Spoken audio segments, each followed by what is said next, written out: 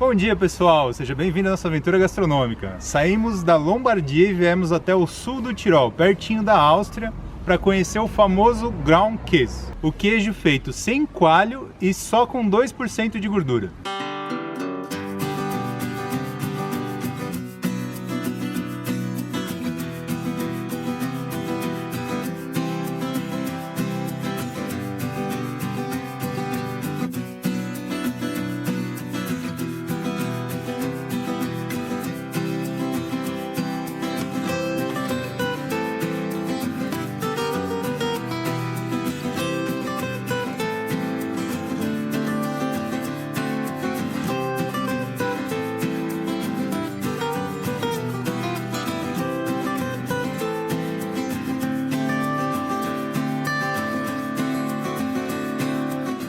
Esse queijo foi considerado uma das fortalezas pelo movimento Slow Food, justamente pela importância cultural que ele tem aqui para a região. Quem vai falar um pouquinho pra gente sobre ele é o Martin, que é o presidente dessa fortaleza, desse produto, aqui em Campo Turris.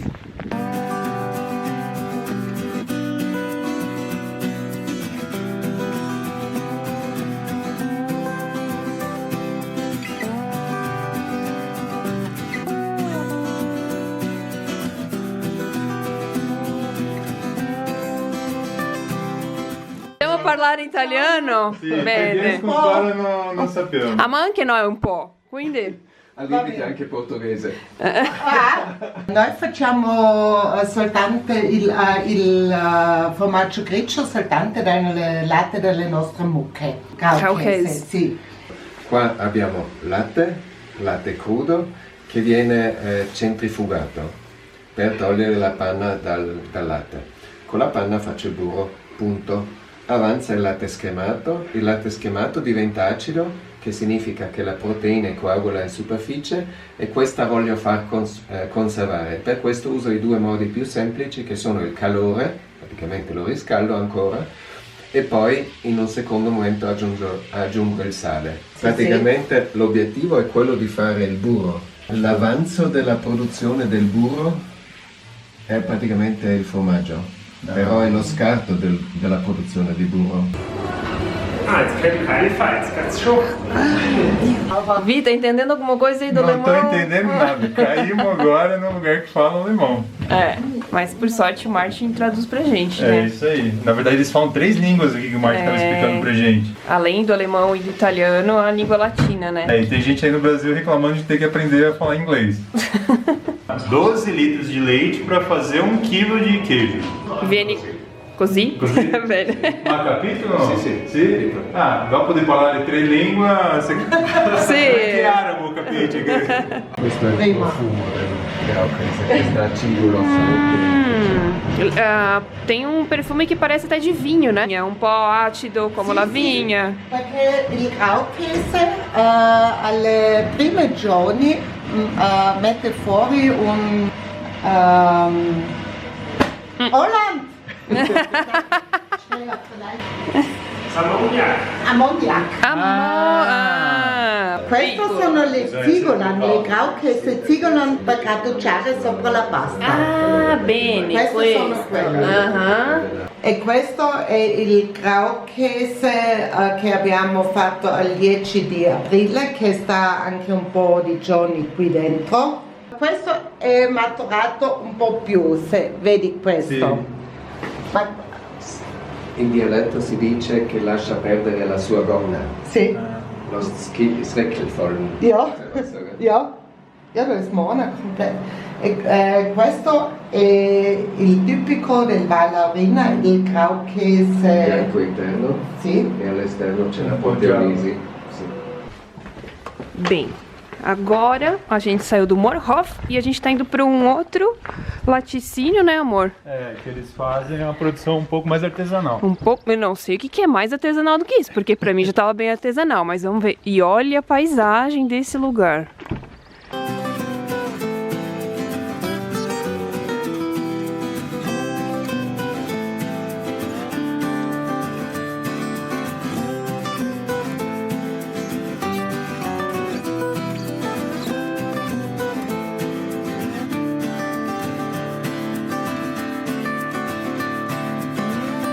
Guten Morning! Guten Morgen. Questo è l'unico di tedesco che sanno. Finito qui. Questo. Dankeschön. Ma per fortuna. Da me è tutto piccolissimo. Bene. Forse Martina ci ha spiegato che io lavoro come anni fa. Un po'. Proprio artigianali. Sì, sì, veramente. Adesso è già pronto per mettere fuori. Adesso giriamo una volta. Lei lo gira in questo modo, a differenza della produzione che abbiamo visto prima. Fa una spumia, no? Sì. L'acidità dice che fa questa schiuma. Questo è senza niente adesso. È dolce ancora, o diciamo dolce. Non dolce. è salato, perché... Alla fine arriva un po' l'acidulo. E prima che ho cominciato di mescolare era così. Un po' di latte acido uso per la produzione. Come? De domani. Fare il prossimo. Sì. L'altinetto. Così diventa più veloce acido. E quanti mucca ci sono? Al momento abbiamo 6, anche 6 da muncere. Oggi, stanotte, una ha fatto un vitello. Sì. Per il momento abbiamo così tanto latte come mai prima. E io ho da fare tantissimo. Questo è il sonido che bisogna fare. Sì. Sì. Adesso sappiamo tutto, possiamo fare sì. Grauchesa Anche in Brasile. Adesso lo uso il sale. E bisogna assaggiare anche per vedere se... Sì. E io uso anche un po' di pepe. E questo appunto adesso lo fa per avere questa uniformità nella struttura e appunto per distribuire il pepe e il sale. Vamos ver como é salado e com pimenta. Buonissimo. Il sale va bene? Va bene. Va bene. E parlando della capacità nutrizionale del formaggio. Sì. Allora il formaggio da questo punto di vista è molto particolare perché non supera il 2% di grasso, praticamente non c'è il grasso, per questo ovviamente è anche senza colesterolo. Siccome c'è la coagulazione acida, non si usa il caglio, allora è anche senza lattosio. E la proteina ha un 33-35% di proteine. Per questo è il formaggio dei poveri di una volta, ormai è molto moderno, è molto chic. Questo proprio lo devi pressare a mano con forza, quello sì, però dopo deve poter respirare di nuovo. Ma nel Medioevo hanno fatto sempre, perché da noi c'è il maso chiuso.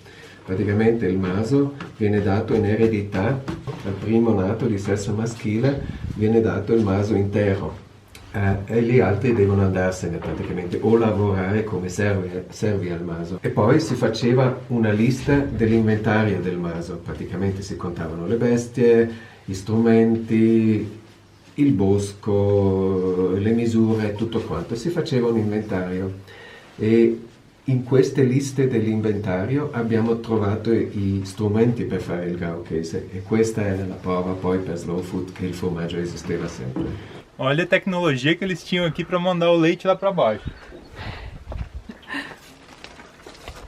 Aqui tem um cabo de aço, lá embaixo tem um carrinho e eles jogavam o leite para lá e o leite lá para baixo, para quando o pessoal vinha recolher. Os dois tipos de queijo diferentes, já dá para ver ali. Ó. La proteolisi rimane all'esterno o va dentro?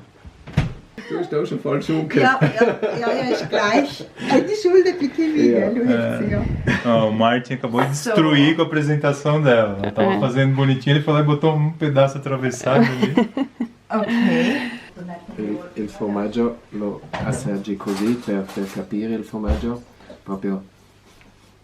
Questo è stallatico, questo che senti, proprio è quella, se la stalla è stata pulita e si butta alla paglia fresca e diventa umida, questo è proprio questo sapore. Mentre questo, quello di prima, ha fatto la maturazione in una zona più calda è pressato di meno, così tanta aria in mezzo e così la proteolisi entra veloce. Questo invece è stato pressato di più, così la proteolisi rimane all'esterno e poi come sapore è più acidulo. Questo è proprio quel sentore che abbiamo sentito prima nella produzione, quell'acidità fine di frutta, di aceto di vino, però molto delicata. Assaggiamo? Assaggiamo. Ele é molinho, ele não é duro. Mas você vê que tem os gomos aqui, ó. Esses gomos aqui é o que permitem o ar entrar, que ele estava explicando.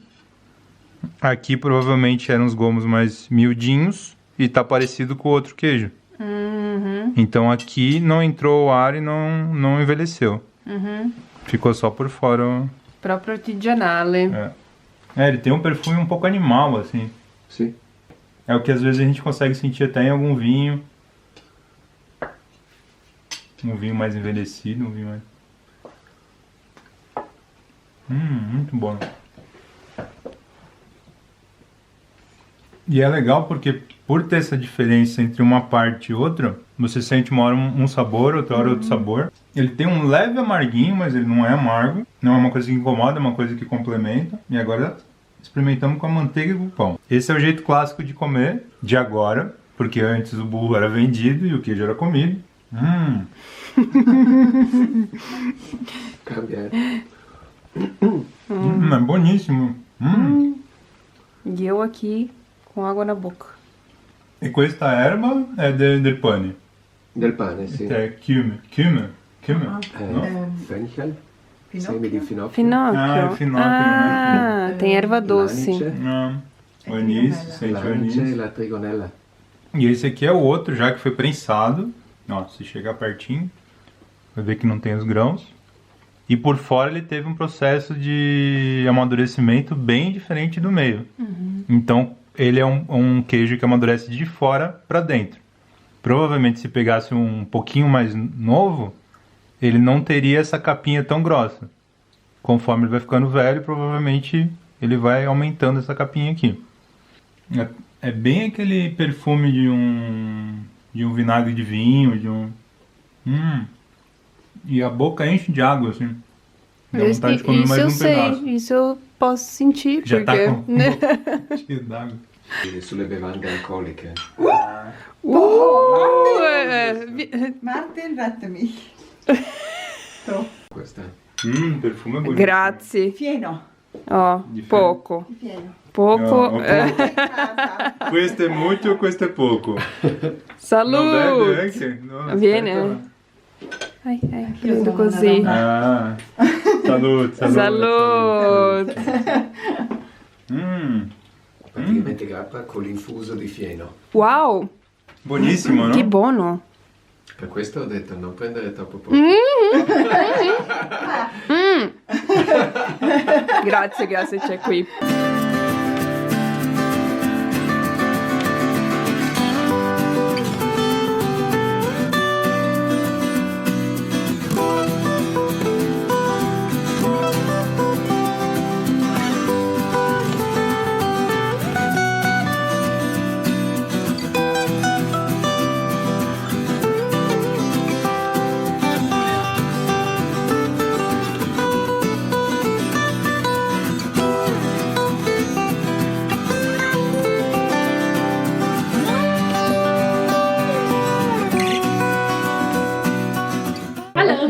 Ich bin Marta. Daniela. Vinicius. Angenehm. Vinicius. Com'è che si scrive Vinicius? V-I-N-I-C. Come Vincenz. Sì, più o meno. Fammi chiamare De Vincenz. Beh, in dialetto sei Permesso. Bene. Qui si fa il Wie sie bei Graben. ground case. Fa il Graukes in modo ancora più artigianale di quello che abbiamo visto. Questa è la sua centrifuga, dove toglie la panna dal latte, poi il latte scremato lo raccoglie fino al punto che diventa acido, poi lo mette là dentro, appunto si addensa come abbiamo già visto nel frattempo e poi viene riscaldato lentamente. Non può più usarli, questo è di sua nonna, di sua mamma e questo è stato fatto da sé per lei. Taglio a pezzi. Ah, già fa un E poi procedimento gira, diverso. allora diventa anche come qua vi ho proprio. detto, tutti simili, però nessuno uguale. Lei adesso lo prende a pezzi interi, cerca di girarlo. Mentre prima abbiamo visto a mano o Come piatto. col piattino. Ecco, di solito lascio riposare ancora per mezz'ora così, ma oggi prendo subito fuori. Prendo sempre pezzi così.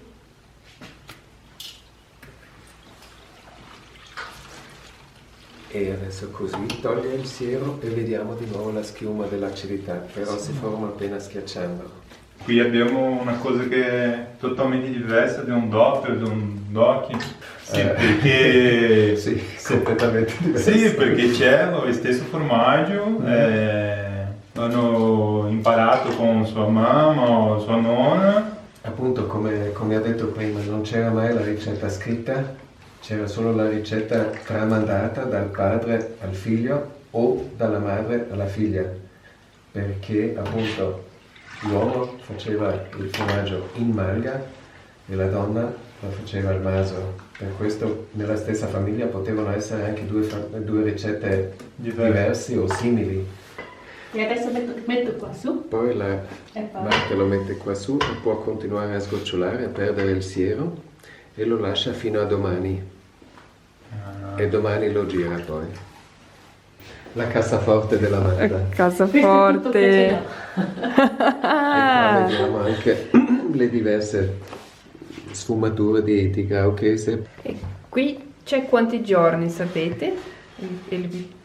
Una settimana, Una settimana? circa 2 settimane di qua. Più o meno. Ah no? Più o meno anche questi qua. Ah, guarda che bello. Questo è il formaggio. Che bellissimo. Pãozinho, manteiga e queijo. Tudo caseiro. Jesus.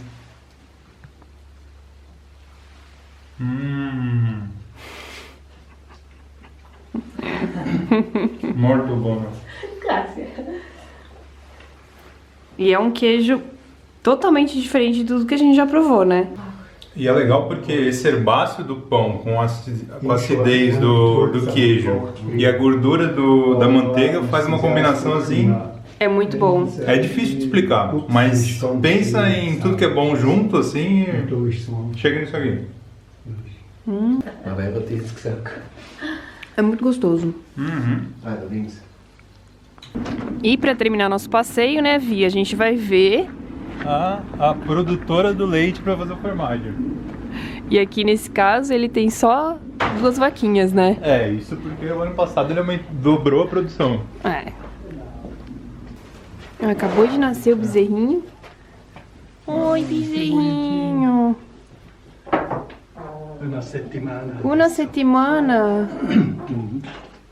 Muito legal ver o processo realmente artesanal. A gente até agora na Itália tinha visto muitos processos artesanais que eram um pouco industriais pra gente, mas aqui realmente você vê, os produtores têm 1, 2, no máximo 3 vacas, tiram o leite, fazem a manteiga e fazem o queijo, que é um queijo muito diferente do que a gente tinha visto até agora. Espero que vocês tenham gostado. Se gostaram, se inscreve aí no canal, dá um joinha e a gente se vê no próximo vídeo da Itália.